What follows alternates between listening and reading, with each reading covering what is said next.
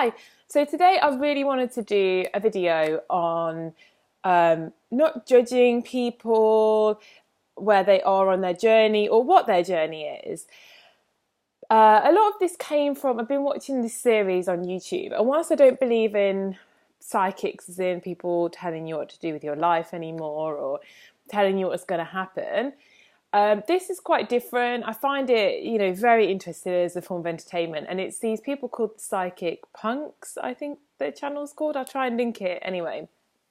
And they channel different personalities who have passed over.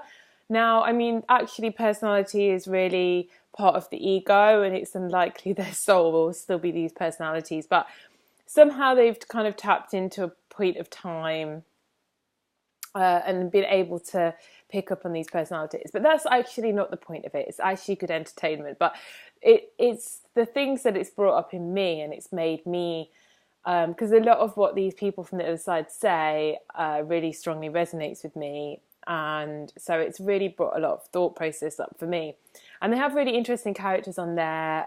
I really, really enjoyed the one, Albert Einstein. And then there was Elvis Presley. And I really enjoyed Myra Hindley as well, and a few of the other people. And I think it really, really, you see, a lot of the questions they get asked are things like, what were you here to learn? Did you learn your lessons? And, how did you feel about the things that you did while you were here? Were you proud of them?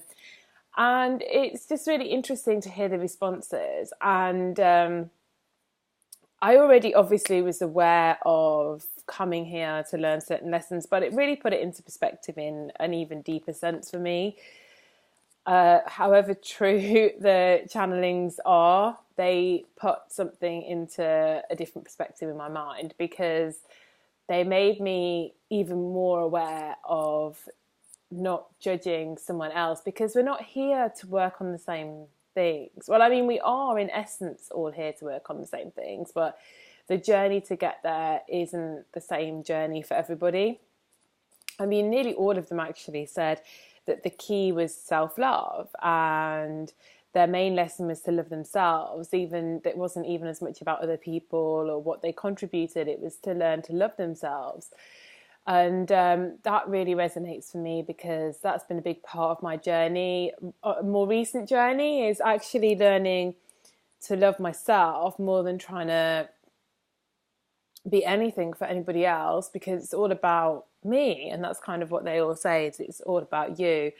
And I mean, you can't even really love anybody else until you love yourself anyway. So that was one of the key components. But then, listening to people like Myra Hindley, you see, I can listen to that with a really open mind and think, I wonder what Myra Hindley's lesson was this lifetime. For those of you that don't know who Myra Hindley is, she was her husband Ian Brady was a serial killer, and and she was his accomplice. And I don't believe there's any fixed evidence of how much involvement she had. I don't know, that might be wrong. But obviously some people say she was just as guilty as him, and some people say she was going along as more of an accomplice. But anyway, between them, they committed a lot of horrific crimes on children and murders of children. But I can listen to that interview. It's funny because I showed it to a friend, and she's like, "Oh, I can't watch that one. I have no interest in watching that one. But I'll watch the Elvis one." And I thought, oh, wow, interesting, because I'm just as interested in what Myra Hindley's, that oversoul has to say about that life experience as I am about anybody else's, actually. Like, I find it very fascinating, one. And she said that she struggled with abuse patterns and rotating between being the abused and the abuser. And that the children she murdered have a soul contract, and once you're on the other side, like, it's just complete forgiveness, like ultimate, like instant. There's not even anything to forgive, because you see the broader perspective of life. But she had a lot of lessons with that, and needing to feel loved. And she said that she did everything that she did because she just wanted to be loved so much. And this guy who, Ian Brady, she would do anything to kind of win his love, to win his approval. even all these atrocious crimes. Now, I mean, take all of it with a pinch of salt, but it really helped me to see even deeper that we're all just here, and it doesn't have to be Myra Hindley, we're all here. And although all of our journeys do have the same point, that it's learning that we are love and that's just what we are, the path to get there is going to be different for everybody. So just because you don't have a lesson with that thing, and to you it's like, well, how could that person do that? Or, I would never do that. Or, for example, even with addiction, like for me, I've never really had, I did get addicted to psychics, however, and listening to other people's opinions rather than trusting my own. But I never really had like I've never had substance abuse. I've always been like super healthy. I've never taken drugs. I've never had a cigarette unless it was for a photo shoot. So I've always been like zero interest in that. So obviously for me, it would be quite hard for me to understand like what, somebody going down the route of completely destroying themselves through addiction.